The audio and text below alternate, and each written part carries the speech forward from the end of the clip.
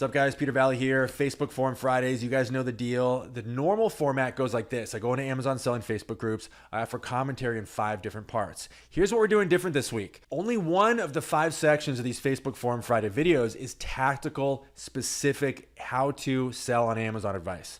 But what you don't see behind the scenes is that tactical advice ends up being like literally 75 or more % of what I record. So what's happened is I have this massive backlog, like a couple dozen videos I've recorded that I've never released because there's just never been room. So I think it's time we just clear out the back catalog, get all this footage out there. So what we're gonna do different this week is it's still gonna be in 5 parts, but it's gonna be 5 parts where every single section is all specific tactical Amazon selling advice. I'm just gonna clear out my backlog. I don't think you guys will mind. This is probably your favorite part of my weekly videos anyway, so let's get into it.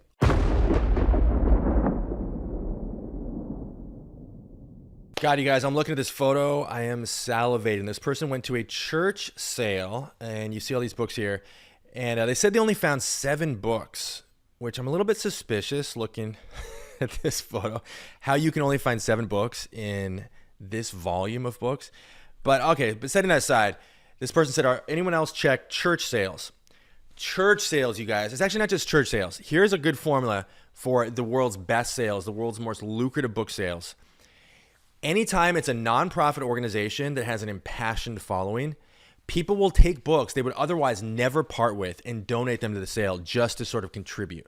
So if it's like, so obviously churches would be like the biggest category of what I'm talking about here, but there's other ones like just any kind of like nonprofit function. Like there was a no-kill animal shelter that had a sale near where I live, stuff like that. So there's 2 reasons what I'm describing make for awesome sales. Number one, these aren't really well known. So if you get these little like niche organizations that have these kind of one-off sales, maybe they happen once a year, they're not going to bring out the crowds like the, library book sale that everybody knows about, right? So that's number one, low competition. Number 2 is that the items that get donated are of a much higher quality. And the reason is that when the event is run by an organization that has an impassioned following, people are taking items and donating items they otherwise would never part with.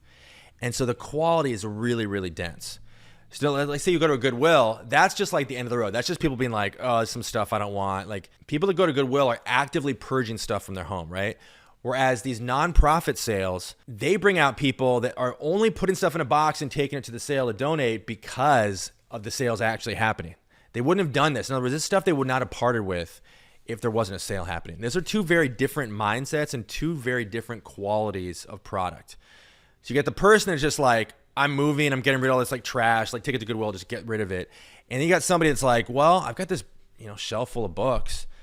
I'm not really motivated to part with them. I like these books, but, I want to support a good cause, so maybe I'll take a few off the shelf and bring a couple boxes down, right? It's a totally different mindset, totally much better quality of inventory.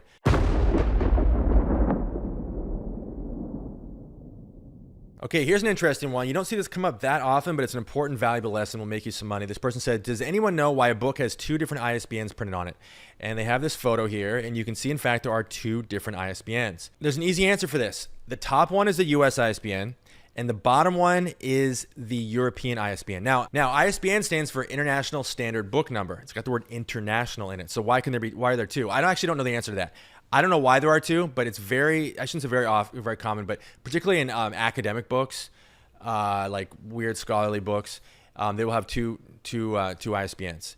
And I think one of them is supposed to be for the European printing of the book, and one is for the US printing. And so you obviously want to confirm, what I do when I find books like this, I type in both ISBNs. I want to see which one's worth more. And I want to weigh that against which one is better ranked and make a decision based on that. But in every instance that I recall, it's not that one is for like the foreign language version and one is for the English version. In every instance I recall, the books appear to be the same. So as long as you confirm that the books are actually the same, the cover's the same, the content's the same, confirm all that. And if all that checks out, just pick the one that you're more likely to want to sell. In other words, for you might, depends on your buying criteria. It might be the one that's worth the most, or for someone else, it might be the one that has the better rank. Whatever you decide. But most of the time, in fact, in every instance I can recall where I've been in this situation, I have found the books were the same when I ran both ISBNs through, and I just picked the one that I wanted to sell. So it actually doubles your options. So it's kind of cool.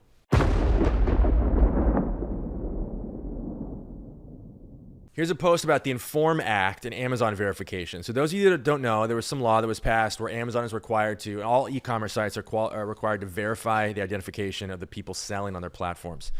It's really creepy, very Orwellian. I'm not a fan of this, but it is what it is. And so this is not just something that affects you right now. Amazon is going to be requiring people to do this forevermore. So if you're watching this in the future after this storm has passed, it'd still be relevant to you. So the issue, if you don't know, is that massive numbers of sellers, like a huge percentage, are getting rejected by Amazon. They go to verify their identification, they submit their documents. It's like ID, address verification, bank account verification, and somewhere along the way they get tripped up. So I went through this process myself. My account was an absolute mess. So when this law was passed, Amazon started sending out these emails saying, we're going to require you to verify your identification. Believe it or not, I was actually very nervous about this because lots of people in the Amazon seller forums are having massive problems with this. And it was very difficult to kind of separate fact from fiction. No one really knew why so many people were getting rejected. And there was just a lot of speculation. So I did, and the reason I was concerned is that I've made lots of changes to my account over the years. There's multiple addresses at various places in my Amazon account. There's like the business address, the corporation address, my home address. There were different phone numbers. It was quite a mess. Different like tax information because I changed entities multiple times. It was chaotic. So if anyone was going to get rejected from this, it was going to be me. So I put a lot of research into this. So I'm going to sum it up in like 30 seconds here for those of you that are going through this or will go through this in the future. The only thing that matters is that before you submit your identity documents, you go through and you make sure that every single thing matches up down to the letter, down to the pixel. Your business address, your bank account statement addresses, your home address, all of that has to be exactly the same. And I think this is why people are getting tripped up. There's lots of reasons, but I think this is the biggest one. Is like one address will say Southeast and the other one will say SE. And I don't know if these people at Amazon are just like literally stupid or if it's all automated, but like that can trip you up. So that's a huge one. Number one, now the next thing you have to keep in mind is you want to remember what name and all the information that was used to set up your account initially way back. For some of you that was yesterday, for some of you that was 15, 20 years ago.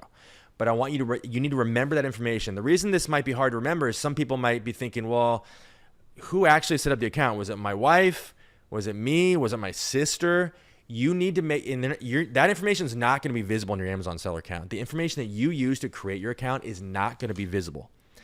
And this is something I had to find out through tons of research because I wanted to make sure everything was in order before I submitted my documents. So I did the hard work so you don't have to. So basically what I learned is figure out, and that most of you, this won't be an issue, but remember the information that was used to create the account, then go through your account methodically and look at the business address, the bank account address, and your home address, and make sure all of those match exactly. And then make sure the names match exactly. I left that part out. You might have an abbreviation. You might be like, fortunately, I didn't have like Pete on anything, but like could be Peter or Pete. Like that could trip you up. Make sure the name matches precisely in the addresses, and that should eliminate, in my guess, 70-ish% of problems. That's my advice.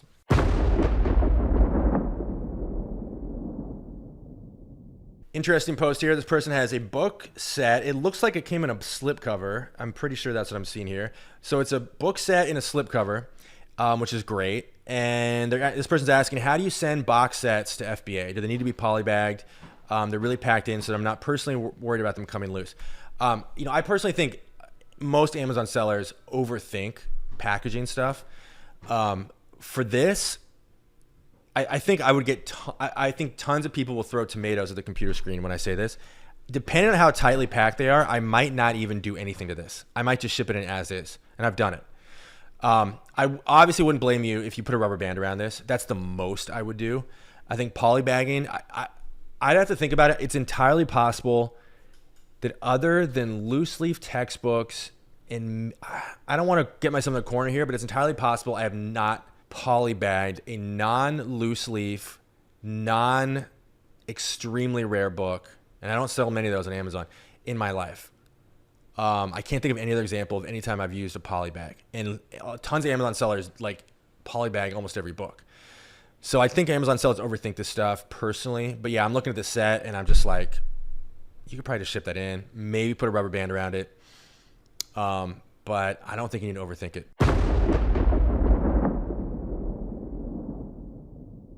Okay, interesting one here. This person went to scan a book from the McGraw-Hill textbook publisher, and they were surprised they were actually able to list it. They didn't even notice it was McGraw-Hill, and they previously believed they were not allowed to sell any books from McGraw-Hill. So massive lesson here, super, super important. One of the biggest myths when it comes to book restrictions, particularly textbook restrictions, is that there are restricted publishers and unrestricted publishers. And there are certain publishers you are not allowed to sell, and there's certain publishers you are allowed to sell. And I'm here to tell you, I'm going to just destroy this myth right now. There is no such thing as a publisher, a textbook publisher, that any one seller is not allowed to list or sell across the board. In other words, restrictions happen on a title by title basis, not a publisher by publisher basis. Massive myth. Now, one of the things that happens is it is true, there are certain publishers, the big three, Cengage, McGraw-Hill, and Pearson, to be specific. There are certain publishers that are way more restricted than others.